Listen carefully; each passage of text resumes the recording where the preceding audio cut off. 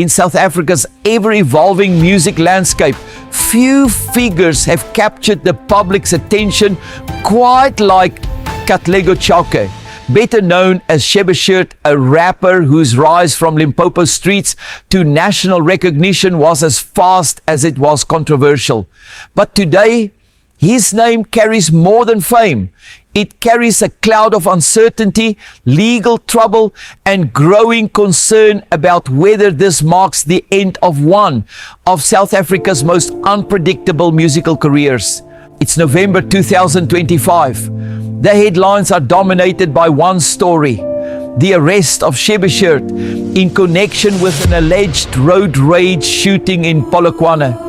According to reports, the incident took place on October 19, 2025 at a petrol station where an argument between the rapper and another motorist escalated dramatically. Police allege that Shebeshixt shot the motorist in the stomach after a heated verbal exchange. The victim was rushed to hospital in critical condition, and though he remains alive, his recovery has been described as uncertain. Following the incident, Shebeshixt initially presented himself to police alongside his legal representatives and was released pending investigation. But the situation changed on November 12th when officers from the Limpopo Murder and Robbery Unit arrested him formally at his Bendo residence. This move by law enforcement signaled a significant escalation in the case, turning what some initially viewed as another celebrity altercation into a potentially career-ending criminal charge. For investigators, the involvement of a specialized unit indicated the seriousness of the matter.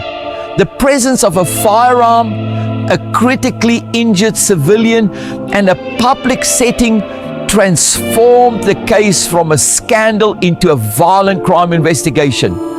And while Shebeshixt was granted bail after his hearing on November 14th, the conditions surrounding his release remain strict, with the ongoing investigation determining what happens next if the victim's health were to worsen or if prosecutors upgraded the charges. The legal consequences could shift dramatically from attempted murder to murder. But this arrest wasn't an isolated event. It was instead the latest in a long pattern of escalating behavior, one that industry observers say had been developing for years. To understand the current crisis, it's necessary to trace the series of incidents that led here. The first major legal trouble for Shebeshixt dates back to 2022, when he faced attempted murder and firearm charges after allegedly stabbing a man in Lebowakgomo, Limpopo. The case intensified after police accused him of discharging a firearm at a family home in Gamamaola village. His bail was denied at the time, resulting in several months behind bars. He was eventually released in August 2023, and though the firearm charges were later withdrawn, the episode marked a major turning point in his public image. From rising star to repeat offender. Analysts have since noted that his ability to walk away from that case without a severe sentence may have created what experts describe as an impunity feedback loop. In simple terms, it suggested that serious acts of violence might not have lasting consequences. This perception, they argue, may have emboldened further reckless behavior. By late 2023, new legal and professional issues emerged. In Botswana, the rapper faced a breach of contract lawsuit after failing to appear at a scheduled performance for the Simply Piano music show. The organizers filed legal action, leading the Labatse Magistrates Court to order Shebeshixt to surrender his travel documents pending the outcome of the case.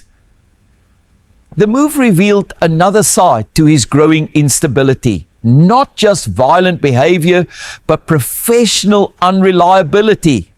Then in early 2025, Shebeshixt once again found himself at the center of public scrutiny after a viral video showed him brandishing a large knife during an argument. The clip sparked outrage online and calls for him to be cancelled.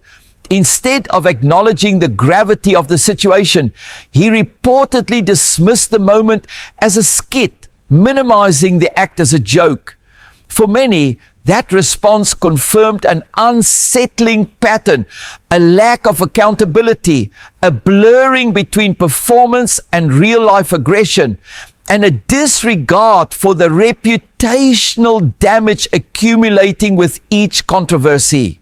The October 2025 shooting in Polokwane, therefore, wasn't a shocking departure.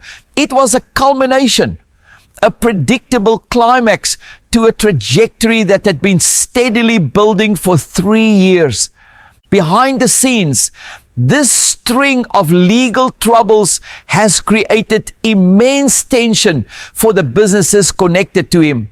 When Virgin Music Group signed Shebeshixt to a global distribution deal in July 2025, it was seen as a milestone moment for Limpopo's emerging music scene. The agreement gave him control over his music catalog and promised international reach through Virgin's marketing infrastructure. But only months later, that partnership now hangs in limbo. Attempted murder charges, combined with the public nature of the incident, have turned the deal into a corporate liability. For Virgin Music, any active association with a high-profile artist facing violent crime allegations poses a reputational threat that no brand can afford. Similarly, his earlier endorsement deal with Lamborghini Wines, a luxury Italian brand, now appears incompatible with his current public image. A brand built on sophistication and exclusivity cannot coexist with headlines of gun violence and criminal charges. Industry insiders suggest that the partnership has effectively been suspended, if not quietly terminated altogether. This commercial fallout reveals a larger truth about modern celebrity branding. Companies are willing to associate with edgy, rebellious personas, but only within controlled limits. The moment those behaviors cross into real-world violence, tolerance disappears. In Shebeshiqt's case, the rebel image that once drew fans and corporate interest has inverted, transforming from a selling point into a warning sign. The very authenticity that made him marketable has now made him untouchable. The impact extends beyond his personal career. His label, Topless Fam, which recently partnered with Virgin Music to distribute upcoming talent like Nakwa SA, now faces collateral damage. Industry observers warn that corporate entities may distance themselves not only from Shebeshiqt, but from any artist directly affiliated with his brand. The result could be a domino effect where emerging acts lose opportunities simply by association. At its peak, Shebeshiqt's popularity seemed unstoppable.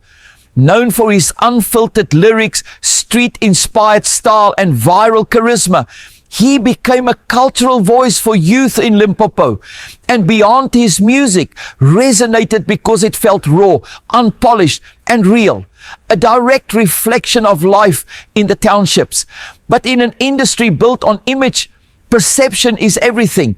The same authenticity that drew crowds is now the very reason sponsors, media platforms, and promoters are backing away.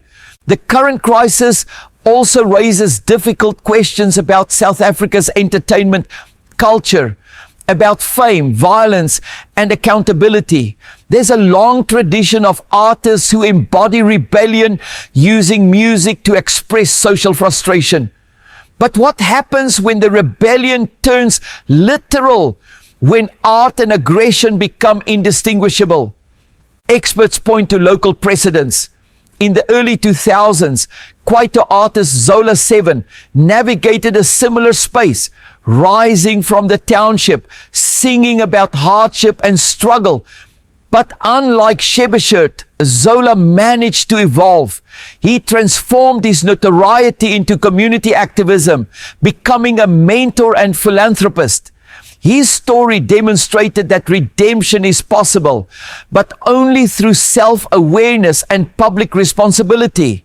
In contrast, Shebeshixt continued defiance and repeated brushes with violence show no signs of that transformation.